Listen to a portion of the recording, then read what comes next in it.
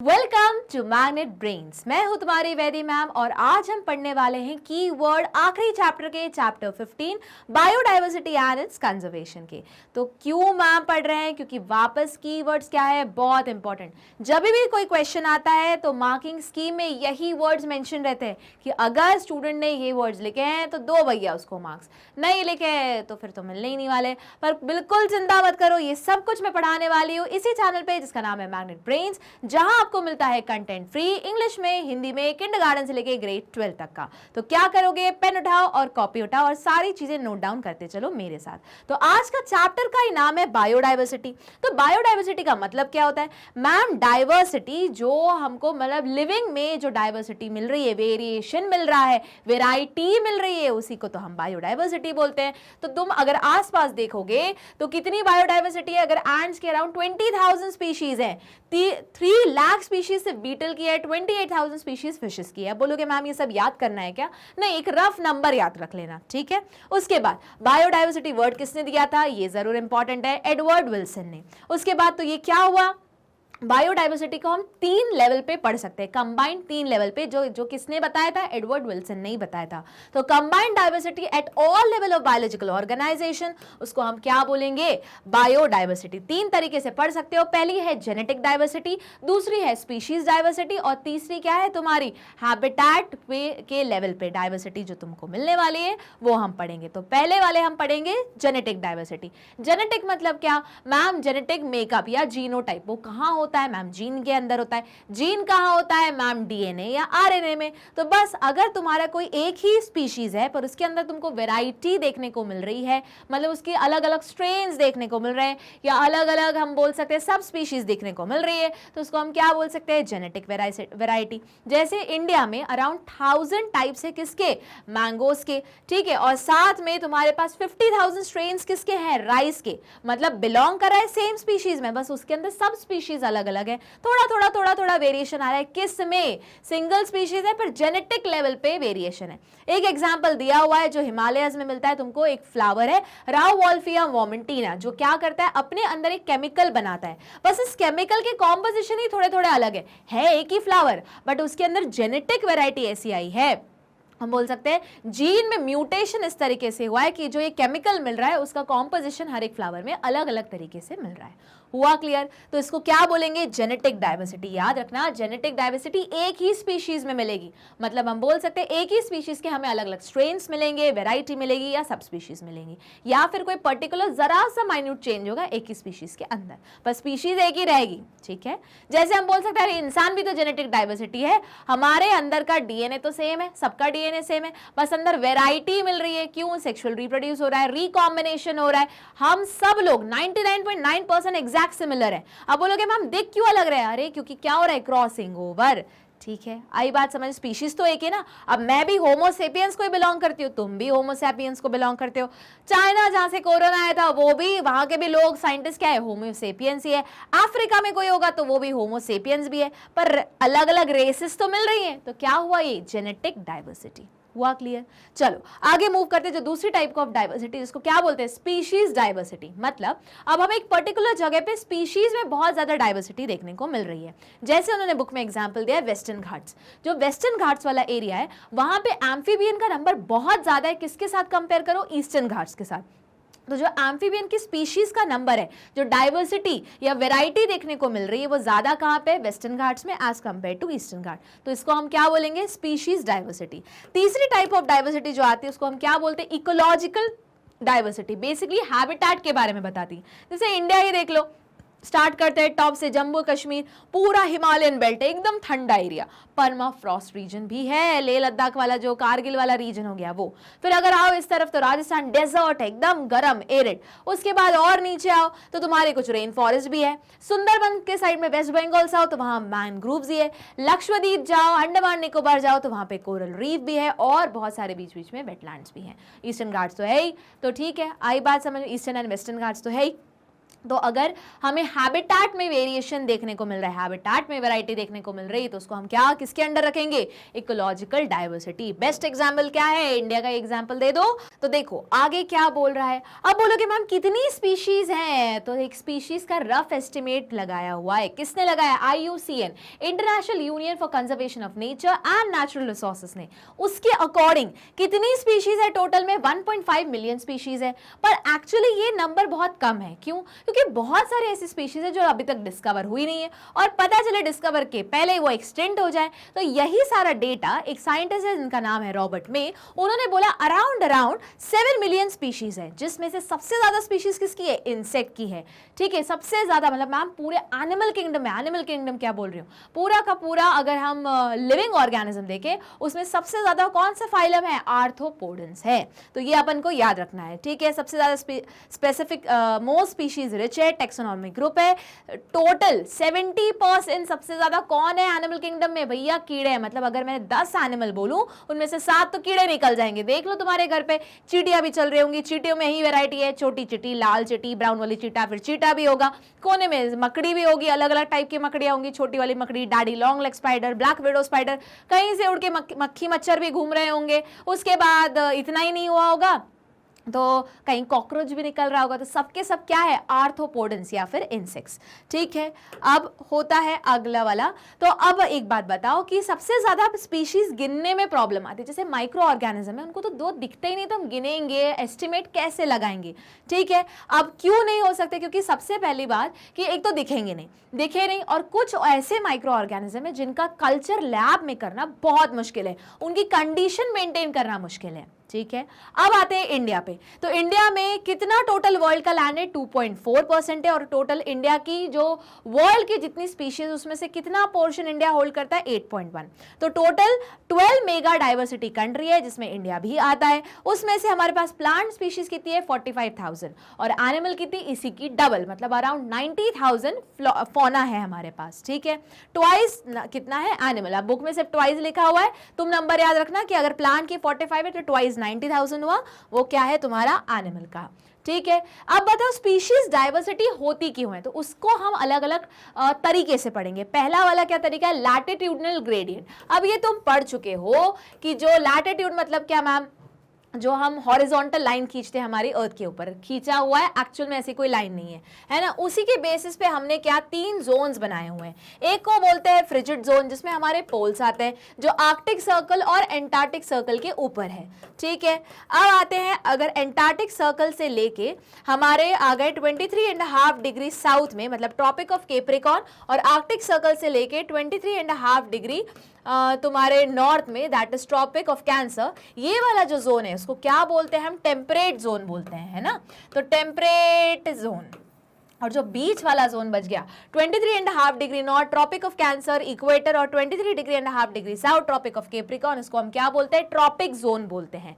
तो जैसे जैसे तुम इक्वेटर के पास पहुंचोगे वहां पे स्पीशीज की डाइवर्सिटी ज्यादा रहेगी, और जैसे जैसे इक्वेटर से दूर जाओगे स्पीशीज की डाइवर्सिटी कम होती जाएगी। तो यही पॉइंट दिया है कि स्पीशीज डाइवर्सिटी डिक्रीज होगी जैसे तुम इक्वेटर से दूर मूव करोगे। इसके 2-3 एग्जाम्पल दिए उन्होंने डिस्कस करके, कि जैसे अमेजोनियन रेन फॉरेस्ट है, उसमें सबसे ज्यादा क्या मिलता है, बायोडाइवर्सिटी मिलती है। क्यों, क्योंकि वो उसी ट्रॉपिक जोन में आता है, जिसमें 40,000 प्लांट की स्पीशीज है, 3,000 फिशेस की है, 1300 बर्ड्स की है, 427 मैमल, 427 एम्फीबियन, और 378 की है रेप्टाइल की है। अब इसका रीजन भी होगा कुछ, हाँ बहुत सारे रीजन है, तो एक एक करके हम रीजन पढ़ेंगे कि इतना ज्यादा जो डाइवर्सिटी तुमको मिल रहा है।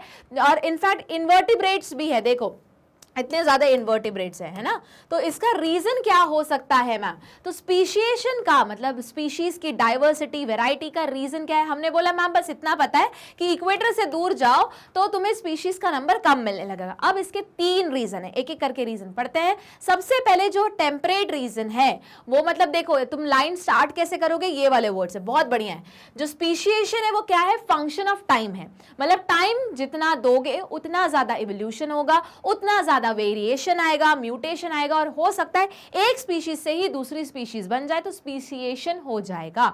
अब इसके लिए जो तुम टाइम दोगे, तो वो टाइम तो देना है, पर वो एरिया, वो हैबिटेट कैसे रखना है, अनडिस्टर्ब्ड, ठीक है। पर यहीं पे मेन प्रॉब्लम है, जो टेम्परेट रीजन है वो पहले के टाइम में बहुत ज्यादा फ्रीक्वेंट ग्लेशिएशन से हुआ, मतलब ग्लेशियर बनते गए, टूटते गए, तो होता क्या चला गया, वहां पे हैबिटेट डिस्टर्ब होते चला गया। तो हैबिटेट डिस्टर्ब हो रहा है मतलब लॉन्ग टाइम के लिए कोई कंडीशन कांस्टेंट है क्या, नहीं है। जब कोई कंडीशन कांस्टेंट नहीं है तो वहां इवोल्यूशन के चांसेस भी क्या हो गए, थोड़े कम हो गए, म्यूटेशन के चांसेस क्या हो गए, कम हो गए, तो स्पीशिएशन या वैरायटी स्पीशीज में मिलने का चांस भी क्या हो गया, कम हो गया। तो ये है पहला रीजन कि जो स्पीशीज की डाइवर्सिटी वो इक्वेटर के पास क्यों मिलती है, क्योंकि पहले के टाइम पे जो टेम्परेट वाला जोन है वो ज्यादा ज्यादा ग्लेशिएशन फेस किया, तो बार बार हैबिटेट डिस्टर्ब होते रहा, बार बार हैबिटेट डिस्टर्ब होते रहा, तो बार बार स्पीशिएशन ढंग से ज्यादा वैरायटी क्रिएट नहीं हो पाई। दूसरा जो रीजन है वो कैसा है, रिलेटिवली अनडिस्टर्ब रहा है ना। और जो हमारे ट्रॉपिक वाला जोन है, ये वाला जो जोन है वो क्या है, बहुत ज्यादा प्रिडिक्टेबल है, एक ही जैसा मौसम चल रहा है, एक ही जैसा क्लाइमेट चल रहा है, पूरे टाइम धूप मिल रही है, बारिश हो रही है, तो हर चीज प्रिडिक्टेबल है, कांस्टेंट चल रहा है, ठीक है। तो ज्यादा कांस्टेंट है, प्रिडिक्टेबल है, तो उस केस में क्या हो गया, यहां पे ज्यादा टाइम मिल गया, इवोल्यूशन के लिए टाइम मिल गया, स्पीशिएशन के लिए टाइम मिल गया, म्यूटेशन हो गया और ज्यादा स्पीशीज मिलने लगी। उसके बाद सिंस इतना ज्यादा स्पीशीज मिलने लगी तो क्या हो गया, नीश मतलब नीश में भी स्पेशलाइजेशन आ गया। तीसरा रीजन तो मैंने खुद बोला कि जो ट्रॉपिक है उसको पूरे टाइम धूप मिलती रहती है, क्योंकि इक्वेटर के पास है, सेंटर वो वाला पोर्शन है ट्रॉपिक जोन को हम वो बोलते हैं जहां राउंड द ईयर क्या मिलता है, धूप मिलती रहती है। धूप मिल रही मतलब क्या, solar energy. Since solar energy है तो सोलर एनर्जी का यूज कौन करता है, प्रोड्यूसर, ऑटोट्रॉफ्स करते हैं, तो ज्यादा क्या रहेगी, प्रोडक्टिविटी रहेगी। और इनडायरेक्टली और डायरेक्टली ज्यादा प्रोडक्टिविटी ज्यादा है तो बताओ उसके ऊपर वाला ट्रॉपिक लेवल में भी ज्यादा वैरायटी मिलेगी, वेरिएशन मिलेगा, तो ज्यादा स्पीशिएशन मिलेगा। हुआ क्लियर? ये है इंपॉर्टेंट पार्ट जो 110% आता है कि बताओ ज्यादा स्पीशिएशन इक्वेटर के पास या ज्यादा स्पीशीज में वैरायटी इक्वेटर के पास क्यों मिलती है, एज कंपेयर टू इक्वेटर से जैसे दूर जाओगे तो कम होती जाती। उसका रीजन यही है, 3 रीजन है। पहला रीजन क्या है कि पहले के टाइम पे ये जो वैरायटी है या स्पीशीज में डाइवर्सिटी में किसका कंसेप्ट है, टाइम का कंसेप्ट है। तो पहले के टाइम पे जो टेम्परेट जोन है वो ज्यादा ग्लेशिएशन फेस किया, बार बार कंडीशन डिस्टर्ब होती रही,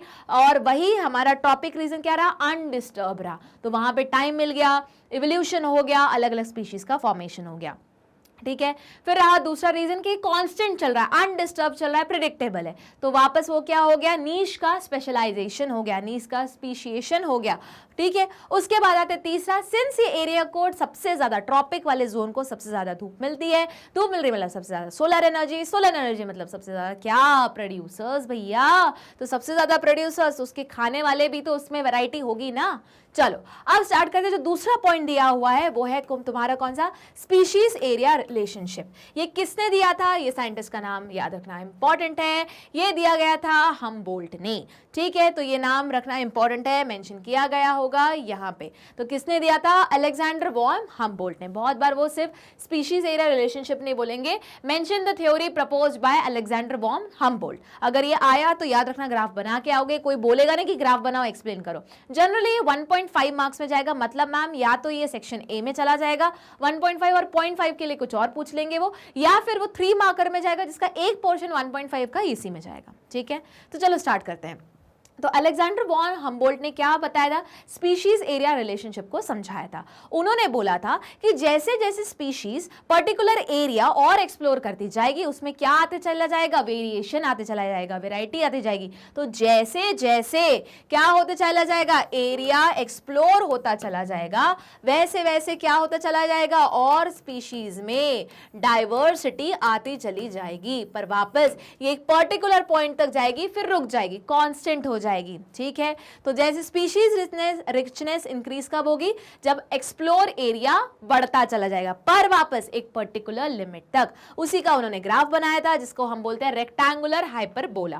बट एक्चुअल में एक लीनियर ग्राफ बनता है जिसका इक्वेशन क्या है, इक्वेशन याद रखना है, log s, s यहाँ पे क्या है तुम्हारा स्पीशीज है, is equal to log c, c क्या है इंटरसेप्ट है, प्लस z, z तुम्हारा कांस्टेंट है, और log a क्या हुआ, एरिया हो गया। अब z की रेंज तुमको तुमको याद रखनी है। अगर पॉइंट 1 से पॉइंट 2 के बीच में आ रही है मतलब तुम एक छोटा एरिया या पर्टिकुलर हैबिटेट ही देख रहे हो। अगर लार्ज एरिया देख रहे हो मतलब कॉन्टिनेंट वाले जगह पे, तो कैसा आएगा, मतलब ये वाला जो ग्राफ बना है वो किसके लिए बना है, स्टीपर बना है, मतलब ज्यादा बड़ा एरिया देख रहे हो, कॉन्टिनेंटल लेवल पे देख रहे हो। उस केस में z की वैल्यू क्या आएगी, 0.6 से लेके 1.2 तक। ये चीजें याद रखनी, इस पे ऊपर ज्यादा क्वेश्चन आएगा वापस। ये वो एरिया जिसको ग्रे एरिया बोलते हैं, तुम लोग याद करके जाओगे नहीं और यहीं से मार्क्स उठेंगे और यहीं से टॉपर्स के बीच में क्या होगा, डिफरेंस क्रिएट होगा। ठीक है, तो यहां हो गया, ये क्लियर हो गया। आगे मूव करते हैं। तो अब स्पीशीज डाइवर्सिटी इंपॉर्टेंट क्यों है, तो समझो बात को कि जितनी ज्यादा डाइवर्सिटी रहेगी उतनी ज्यादा स्टेबल कम्युनिटी रहेगी। क्यों, जितनी ज्यादा स्टेबल कम्युनिटी, क्योंकि ज्यादा वेरिएशन आया। अगर कोई पैंडेमिक आ गया, अगर या फिर अगर कोई हम बोल सकते हैं कोई ऐसी चीज आ गई जिसकी वजह से पूरी की पूरी स्पीशीज क्लीन होने की या खत्म होने के चांसेस बढ़ रहे हैं, पर उस स्पीशीज में क्या है, रेजिस्टेंट पावर है। रेजिस्टेंट पावर कहां से आ गया, वेराइटी के कारण, वेरिएशन के कारण। तो अगर एक स्पीशीज में बहुत ज्यादा वेरिएशन मिल रहे हैं मतलब वो क्या है, स्टेबल है। ठीक है, अगर बहुत ज्यादा वेरिएशन नहीं मिल रहा है तो रेजिस्टेंट नहीं रहेगी, वो किसके अगेंस्ट, एलियन स्पीशीज के अगेंस्ट, और वो खत्म हो जाएगी। यही स्टेटमेंट कोट किया था एक साइंटिस्ट है जिनका नाम है डेविड टिलमैन। उन्होंने बोला था जितना ज्यादा स्पीशीज मिलेगा, स्पीशिएशन मिलेगा, उतना ज्यादा प्रोडक्टिविटी रहेगी। ठीक है, ये क्या था, उनका एक लॉन्ग टर्म इकोसिस्टम का एक्सपेरिमेंट था। उन्होंने अलग अलग प्लॉट्स देखे, अलग अलग एरिया देखे और फिर उन्होंने कंक्लूड किया अरे यार इस एरिया में ज्यादा डाइवर्सिटी मिल रही है तो यहाँ पे प्रोडक्टिविटी भी ज्यादा है, यहाँ का न्यूट्रिएंट साइकिल, एनर्जी साइकिल बहुत ज्यादा मेंटेन्ड है। वही अगर दूसरी जगह में उन्होंने कंपेयर किया, यहाँ पे इस पर्टिकुलर स्पीशीज की वैरायटी ज्यादा मिल रही, स्पीशिएशन ज्यादा नहीं मिल रहा है, तो हम बोल सकते हैं कि अगर एक्सट्रीम कंडीशन आ गई, ज्यादा ड्रॉट आ गया, ज्यादा बारिश हो गई, ड्रॉट आ गया, फ्लड आ गया या एक्सट्रीम कंडीशन हो गई और इसमें सिंस वैरायटी नहीं तो पता चला जो एक स्पीशीज जिंदा है इतनी मुश्किल से, वो बहुत सेंसिटिव थी, तो ज्यादा टेम्परेचर हुआ वो मर गई। तो यहाँ पे तो स्पीशीज खत्म होने की भी चांसेस हो सकते हैं। तो स्टेबल कम्युनिटी कब है, जब उसमें क्या है, स्पीशीज ज्यादा है और बहुत ज्यादा वेरिएशन है। हुआ, ठीक है। अब बता, अब नॉट टू मच वेरिएशन, अब बोलेंगे, अब देखो एक चीज होती है रुकी हुई कम्युनिटी, है ना, मतलब बस वहीं के वहीं हर चीज मेंटेन चलती जा रही है, ज्यादा कुछ चेंजेस नहीं आ रहे, ये अपन को याद रखना है। याद रखो, हम बोलते ही हैं कि सेक्सुअल रिप्रोडक्शन क्यों बेटर है, क्योंकि मैम वो वेरिएशन क्रिएट करता है। वेरिएशन क्या करता है, चांसेस ऑफ सर्वाइवल को इंक्रीज करता है। ठीक है, वापस जैसे मैंने बताया था तुमको जब ये चैप्टर एक्सप्लेन कर रही थी, जब कोरोना आया था पहली स्टेज में था, तब हमने एस्टिमेट आया था WHO का कि इंडिया में टोटल कितनी पॉपुलेशन, 300 मिलियन प्लस पॉपुलेशन है, उसमें से 1.8 मिलियन के पास इनबिल्ट रेजिस्टिविटी थी, किसके अगेंस्ट, कोरोना वायरस के अगेंस्ट। अब सोचो, बोलोगे मैम कोरोना वायरस तो वैसे ही बहुत डेडली था, हाँ डेडली था, पर ऐसा सोचो कि अगर कांटेक्ट में आते और 15 मिनट में वो इंसान खत्म हो जाता, सपोज करो इस वायरस की पोटेंशियल इतनी ज्यादा होती कि विद इन 15 मिनट्स जैसे इन्फेक्शन हुआ इंसान हो गया खत्म। तो अब बताओ, सिंस वेरिएशन था इसलिए कुछ पॉपुलेशन के पास इनबिल्ट रेजिस्टिविटी थी, तो अगर ये उस टाइप का कोई वायरस होता तो सिर्फ वो 1.8 जिंदा रहते, पर ऐसा तो नहीं होता कि पूरी की पूरी स्पीशीज ही वाइप्ड आउट हो जाती। इसलिए वेरिएशन क्या क्रिएट करता है, इंक्रीज चांसेस ऑफ सर्वाइवल। तो साथ में वही डेविड टिलमैन ने बोला था कि जितना ज्यादा स्पीशिएशन दिखेगा उतना ज्यादा क्या रहेगी, प्रोडक्टिविटी भी रहेगी। याद रखना है। दूसरी हाइपोथेसिस दी गई थी पॉल एनरिच ने, उन्होंने वर्ड स्पीशीज भी दिया था और कीवर्ड भी दिया था। उनकी हाइपोथेसिस का नाम क्या था, रिवेट पॉपर हाइपोथेसिस। उन्होंने बोला था कि भले तुमको ऐसा नहीं लग रहा है कि अरे ये घास, गाजर घास क्या कर रही है, तुमको ऐसा लग रहा है ये तो वेस्ट है, वेस्ट कुछ भी नहीं है। ऐसा मान के चलो कि हर एक स्पीशीज का अपना अपना रोल है, कुछ ना कुछ रोल है, कुछ रोल तुमको डायरेक्टली दिख रहा है और बहुत सारी स्पीशीज का तो रोल तुमको दिख ही नहीं रहा है, पर हर चीज इंटरडिपेंडेंट है। मान के चलो कि जो एक इकोसिस्टम या हैबिटेट वो क्या है, एक प्लेन की तरह है और उसमें जो छोटे छोटे स्क्रू लगे हुए हैं, स्क्रू को ही क्या बोलते हैं, रिवेट बोलते हैं प्लेन के। ठीक है, तो वो सारे क्या हुए, एक एक स्पीशीज को शो करते हैं। अब तुम गए प्लेन में घूमने के लिए गए, तुमने एक स्क्रू को, तुमको अच्छा लग रहा है स्क्रू, तुमने निकाल के घर ले गए, मतलब उस प्लेन से, उस इकोसिस्टम से वो स्पीशीज क्या हो गई, गायब हो गई। अभी तुमको लग रहा है कुछ फर्क तो नहीं पड़ा, एक ही तो स्क्रू निकाला है, अब तुमने एक स्क्रू निकाला है। ऐसे हर एक पैसेंजर इंजन है, एक एक स्क्रू निकाल दिया, रिवेट को मतलब स्क्रू को पॉप कर दिया, पॉपर, ठीक है। अब हुआ क्या, रिजल्ट ये हो गया कि उस प्लेन का एक विंग क्या हो गया, कमजोर हो गया, विंग गिर गया तो वो प्लेन गिर गया। मतलब तुमको लग रहा है कि तुमने एक ही स्पीशीज हटाई है, पर सब कुछ इंटरकनेक्टेड था और रिजल्ट क्या हुआ, सारी चीजें कोलैप्स हो गई, पूरा का पूरा इकोसिस्टम या हैबिटेट ही कोलैप्स हो जाएगा। हुआ क्लियर? अब ये किसने बोला था, ये पॉल एनरिच के रिवेट पॉपर हाइपोथेसिस के अंडर बोला गया था। इसमें क्या बोला था कि ड्राइव मेजर इकोसिस्टम फंक्शन, हर स्पीशीज का अपना अपना क्या है, फंक्शन है, ठीक है, जो हर कुछ ना कुछ तरीके से क्या कर रही है, कंट्रीब्यूट कर रही है। इतना आया समझ में? चलो आगे मूव करते हैं, जो है लॉस ऑफ बायोडाइवर्सिटी। तो अब ये अगला टॉपिक है। तो आप बोलोगे मैम ऐसे तो हर एक स्पीशीज का इंपॉर्टेंस है, पर बहुत सारी स्पीशीज तो हम ऑलरेडी एक्सटेंट हो चुकी है। बिल्कुल सही, तो वही हम पढ़ने वाले हैं। वो एक लिस्ट में बनाया गया है, जो किसने दिया, IUCN ने दी है, जिसका क्या है, रेड लिस्ट। इसमें कौन सी स्पीशीज के बारे में मेंशन्ड है, रेड लिस्ट मतलब लाल लिस्ट, मतलब बस ऐसी स्पीशीज जो अब खत्म होने के कगार पे है। तो उसमें कितनी, ये कब दी गई थी, 2004 में दी गई थी, कि टोटल कितनी एक्सटेंशन हो चुका है, 784 स्पीशीज का हो चुका है लास्ट 500 ईयर में। 12% हम ऑलरेडी खो चुके हैं बर्ड स्पीशीज का, 23% मैमल का, 32% एम्फीबियन का, 31% जिम्नोस्पर्म का, जो क्या है, एक्सटेंशन हो चुका है। और बहुत सारी स्पीशीज किसमें है, डिक्लाइन की कगार पे हैं। इसमें हो क्या रहा है कि प्लांट प्रोडक्शन जैसे ही तुम कम करोगे, जो बेसिक लेवल है, ट्रॉपिक लेवल है तुम्हारे फूड चेन का, अगर ये वाला ही लेवल तुमने खत्म कर दिया, जो हम कर ही रहे हैं फॉरेस्ट को हटा के, तो ऑटोमेटिकली उसके ऊपर जो ऊपर के ट्रॉपिक लेवल है वो भी सारे खत्म होते जाएंगे। क्यों? क्योंकि सारे के सारे किसकी तरह है, रिवेट पॉपर हाइपोथेसिस की तरह, हर चीज एक दूसरे पे क्या है, इंटरडिपेंडेंट। तो क्या होगा, लोड रेजिस्टेंस रहेगा। और अगर उसी को काउंटर पार्ट करने के लिए क्या ऑप्शन है कि हमेशा प्रोड्यूसर्स का नंबर ज्यादा रखो और वैरायटी, वेरिएबिलिटी, बायोडाइवर्सिटी ज्यादा होनी चाहिए। तो उस तरीके से कोई भी एक इकोसिस्टम या हैबिटेट को सेव किया जा सकता है। अब लॉस तो हो गई, अब क्या करेंगे, अब हम पढ़ेंगे कि लॉस हुई किस वजह से। तो इसको किसके अंडर पढ़ना है, ईवल क्वाड्रेंट के अंदर पढ़ना है। क्वाड्रेंट का ही मतलब होता है 4 पार्ट, 4 पोर्शन, और ईवल मतलब एकदम शैतानी 4 पार्ट। बाप रे कितना अजीब सा लग रहा है बोल के। तो सबसे पहले जो ईवल क्वाड्रेंट है वो है तुम्हारा क्या, हैबिटेट लॉस एंड फ्रेगमेंटेशन। मतलब थोड़ी देर पहले बोला मैंने, प्रोड्यूसर्स मतलब क्या, प्लांट, मतलब वही तो बेसिकली हैबिटेट क्रिएट करते हैं, बस उसी को हटा दो तो हैबिटेट लॉस, या फिर टुकड़े टुकड़े में बांट दो, फ्रेगमेंटेशन। अब बोलोगे मैम हैबिटेट लॉस से समझ में आया, टुकड़े टुकड़े बांटने में ये कैसा ईवल क्वाड्रेंट है। देखो समझो बात को, जो बड़े मैमल्स होते हैं या बर्ड्स होते हैं उनका एरिया बड़ा होता है, ठीक है, मतलब उनको रहने के लिए बड़ी जगह चाहिए होती है। अब तुमने उनके बड़े एरिया को पैचेस में डिवाइड कर दिया, तो अब उनका प्रोडक्टिविटी का लेवल जो है, या जो अब वैल्यू है, लेवल है, वो क्या होता जाएगा, कम होते जाएगा। और हो सकता है वही चीज उनके डेली लाइफ में इतना ज्यादा इफेक्ट करे कि पहले उनका पॉपुलेशन का नंबर था ग्रो होने का, अब वो एकदम इफेक्ट हो जाए, और धीरे धीरे यही चीज होते होते क्या हो सके, एक्सटिंक्शन भी हो सके। ठीक है, चलो स्टार्ट करते हैं।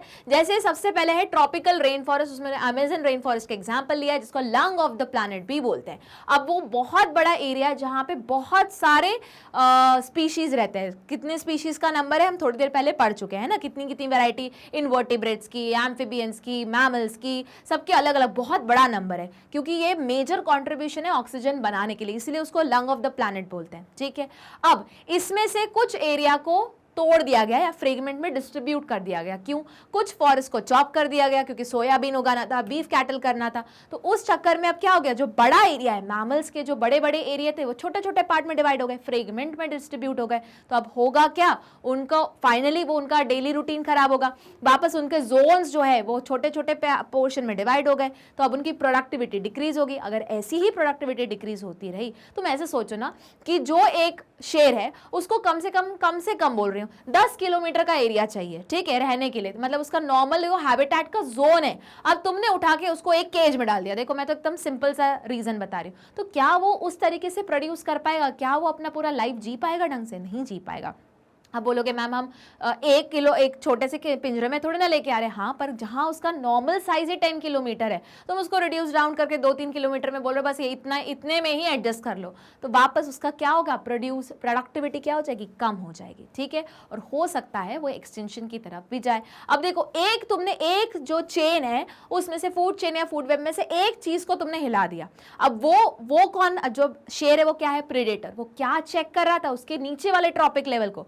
अब उसका नंबर ढंग से कंट्रोल नहीं होगा तो उनका नंबर बढ़ते चला जाएगा। अब एक कोई भी चीज अगर इम्बैलेंस हो गई या डिसबैलेंस हो गई तो फाइनली वो पूरे हैबिटेट पे इंपैक्ट डालेगी। ठीक है, चलो अब पढ़ते हैं दूसरा जो इवल क्वाड्रेंट का दूसरा रीजन वो क्या है, ओवर एक्सप्लॉयटेशन। जितनी जरूरत नहीं उससे ज्यादा हंटिंग हो रही है, पोचिंग हो रही है, फिशिंग हो रही है। तो बट ऑब्वियस जो चीज एक पर्टिकुलर ड्यूरेशन तक मिलनी चाहिए तो तुम उसके पहले ही ग्रीड के कारण खत्म कर रहे हो, ओवर एक्सप्लॉइट कर रहे हो। जैसे तुम्हारा स्टेलर सीका हो, पैसेंजर पिशन, ये सब क्या हो गए, एक्सटेंट हो गए। क्यों? क्योंकि जो स्टेलर सीका हुआ है बहुत इजीली हंट हो जाती थी, अब इतनी जरूरत भी नहीं थी, फिर भी हंटिंग करनी थी तो हंट होते थे। सेम इसी कैटेगरी में डोडो बर्ड भी आती है जो मॉरिशस में मिलती थी, है ना।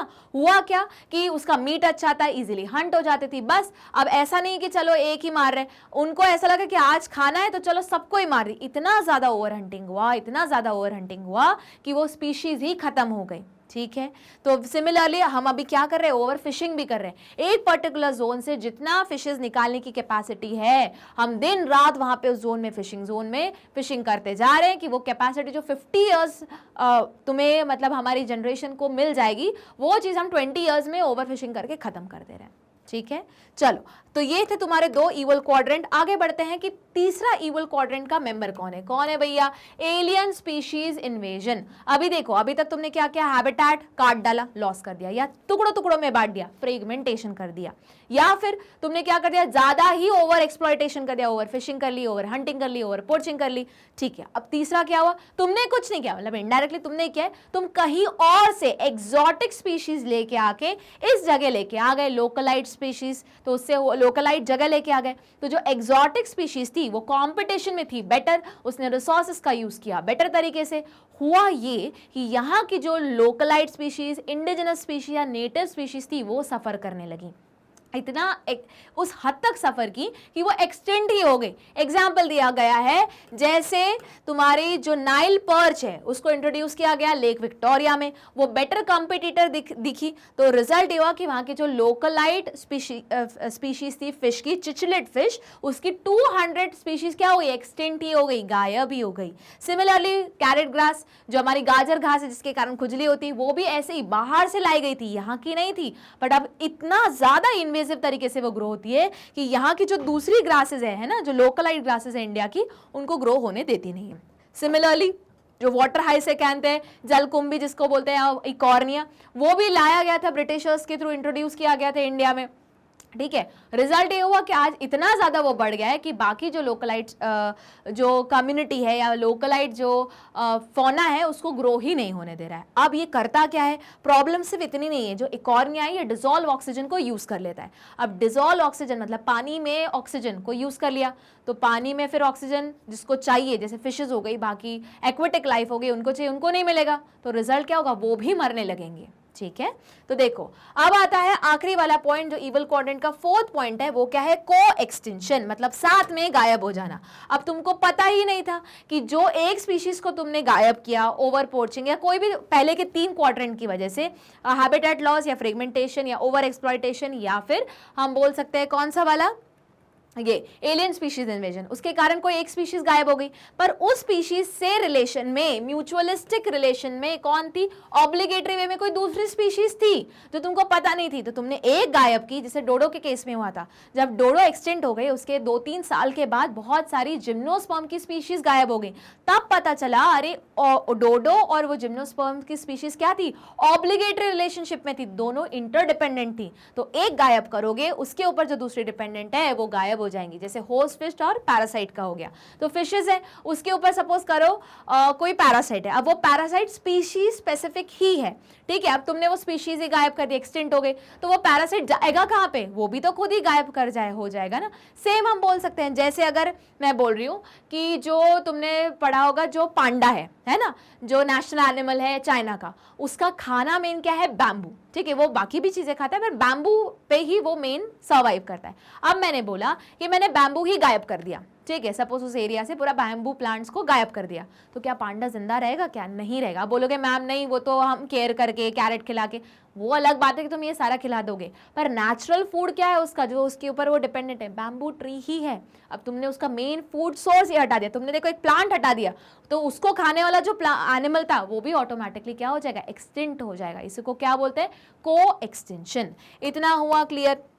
अब इसको कंजर्व करना इंपॉर्टेंट है। इसको बचाओगे कैसे? अलग अलग तरीके हैं इसको कंजर्व करने के, तो उसी को हम इस चैप्टर के आखिरी वाला पॉइंट है जिसको हम किसके अंडर पढ़ेंगे? Biodiversity conservation. तो बायोडाइवर्सिटी सबसे पहले ये समझो, कंजर्व करेंगे अलग अलग तरीके से, इन सीटू एक्स सीटू पढ़ेंगे, पर कंजर्व करें क्यों? तीन मेन रीजन है। सबसे पहले है नैरो यूटिलाइजेशन, मतलब एकदम नैरो, छोटा, डायरेक्ट जो कांटेक्ट में आएगा, तो जिससे डायरेक्ट इकोनॉमिक बेनिफिट मिलते। तुम्हारा फूड हो गया, तुम्हारा फॉडर हो गया, तुम्हारे न्यूज़पेपर बोल रही हूँ, जो पेपर हो गया, क्लॉथ हो गया, ये सब मेडिसिन हो गए, ये सब तुमको कहाँ से मिल रहे हैं? डायरेक्ट नैरो यूटिलाइजेशन से मिल रहे हैं ना। दूसरा रहता है तुम्हारा ब्रॉड यूटिलाइजेशन, बड़े लेवल पे, जैसे अमेजन फॉरेस्ट हो गया, जो क्या कर रहा है? 20% ऑक्सीजन दे रहा है, न्यूट्रिएंट साइकिल मेंटेन हो रहा है, कार्बन साइकिल मेंटेन हो रहा है, नाइट्रोजन साइकिल मेंटेन हो रहा है, ऑक्सीजन साइकिल भी मेंटेन हो रहा है, वाटर साइकिल मेंटेन हो रहा है, ये सब क्या हो गया? ब्रॉड यूटिलाइजेशन, ठीक है। और पॉलिनेशन। और तीसरा क्या आया तुम्हारा? एथिकल आर्ग्यूमेंट, कि एथिकली ये सही है क्या भैया? ऐसा ही है कि सिर्फ हम ही रहेंगे, होमो सेपियंस है, सेपियंस लगा दिए, इंटेलिजेंट है, तो इस प्लैनेट पे और कोई नहीं रहेगा, बाकी सबको हम खा जाएंगे, सिर्फ हम रहेंगे? नहीं, एथिकली भी हर ऑर्गेनिज्म को जिंदा रहने का अधिकार है। तो वापस ग्रीड के अकॉर्डिंग नहीं रहना है, जितना नीड है उतना ही कंज्यूम करना है, ठीक है। अब ये हमने पढ़ तो लिया कि भैया सेव क्यों करना है, अब कैसे सेव करें, तो इसको हम पढ़ेंगे कैसे, कि कंजर्व कैसे करेंगे बायोडाइवर्सिटी को। दो तरीके हैं, एक को बोलते हैं इन सीटू, दूसरे को बोलते हैं एक्स सीटू। इनका नाम है वहीं पे, उसी जगह पे कंजर्व करना है। तो जो एनिमल अपनी जगह रह रहा था, उसी हैबिटेट में, हमने बोला भैया इसको यहीं सेव कर देंगे, लीगली इसको प्रोटेक्ट कर देंगे। यहाँ पे हंटिंग, पोचिंग, ग्रेजिंग कुछ नहीं हो। ग्रेजिंग मतलब जो नेचुरल ग्रेजिंग हो रही है वो अलग, हम कैटल्स को लेके नहीं आएंगे यहाँ पे ग्रेज करवाने, ठीक है।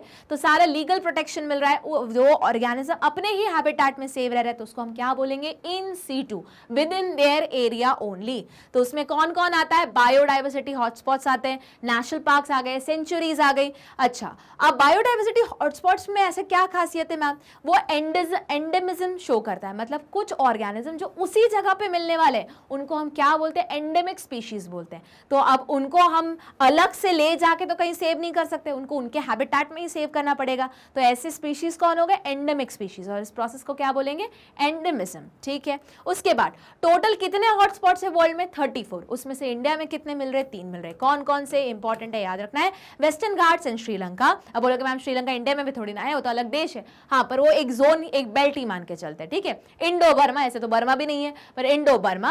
और आखिरी आता है Himalayan cover of a country. In fact अब देखो, तुम चाहो तो वेस्टर्न घाट जो पूरा ये है, और नीचे श्रीलंका, इंडिया और बर्मा रीजन, और हिमालय जो अपनी कंट्री में कवर हो रहा है वो वाला, ठीक है। अब बोलोगे मैम इसमें क्या क्या आता है?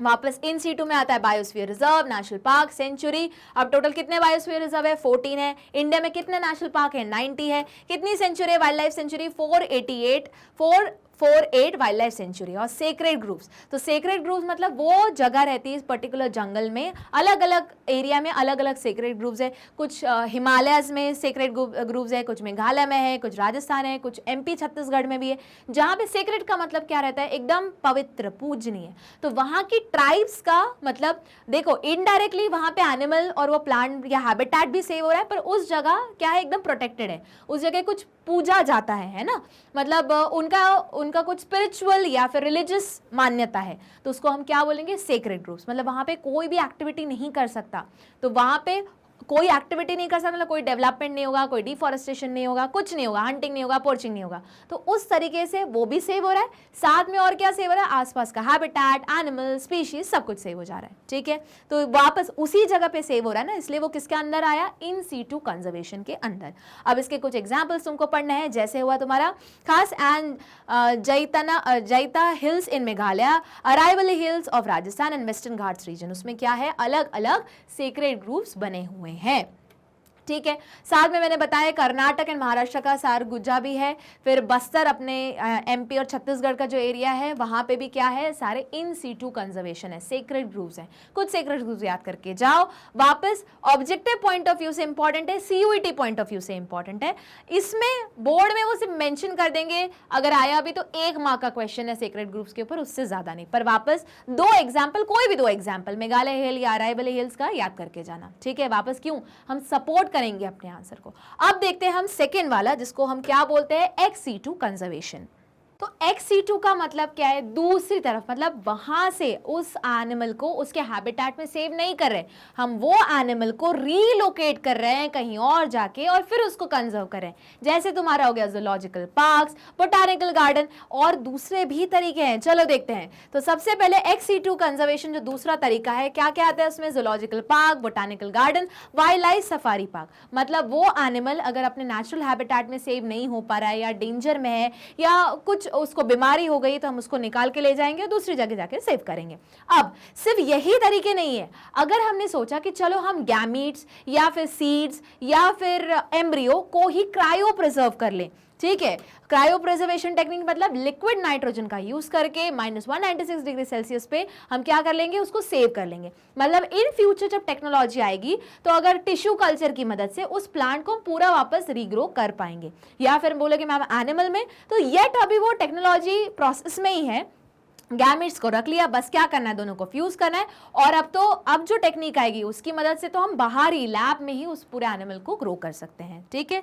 तो eggs can be fertilize in vitro और propagation use tissue culture method, अलग अलग मेथड का यूज करके हम क्या कर सकते हैं, उनको सेव कर सकते हैं। जैसे सीड बैंक भी हो गई। अब ये सारी चीजें किस चीज को मेंटेन करने के लिए हेल्प कर रही है, बायोलॉजिकल डाइवर्सिटी। अगर नेचर में वो स्पीशीज एक्सटेंट हो जाए पर हमारे पास उसका जेनेटिक मेकअप क्रायो प्रिजर्व रहे। अब अलग अलग हम बोल सकते हैं कॉन्फ्रेंसेस किए गए थे, समिट किए गए थे। जैसे अर्थ समिट किया गया था पहला रियो डी जेनेरो में 1992 में, फिर उसके बाद दूसरा समिट हुआ था 2002 में सस्टेनेबल डेवलपमेंट में, जिसे 190 कंट्री ने पार्ट लिया था और अचीव करने का गोल था कि 2010 तक इसको कंप्लीट करना है।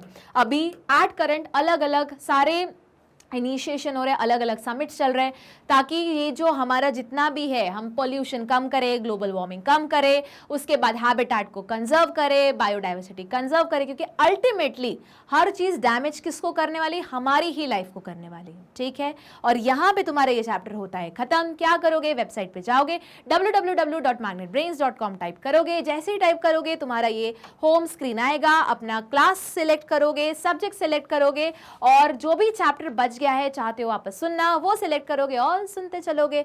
और बने रहना है मेरे साथ, मैग्नेट ब्रेन्स के साथ। अभी पढ़ना बाकी है, एग्जाम बहुत पास है, रिविजन्स होंगे, सारे सेक्शंस ढंग से अटेंड करने, लर्न भी करना है ना। तो ये मत बोलना बस मैम का सुन लिया और हो गया, नहीं, सेल्फ स्टडी भी बाकी है, समझो बात को, ठीक है।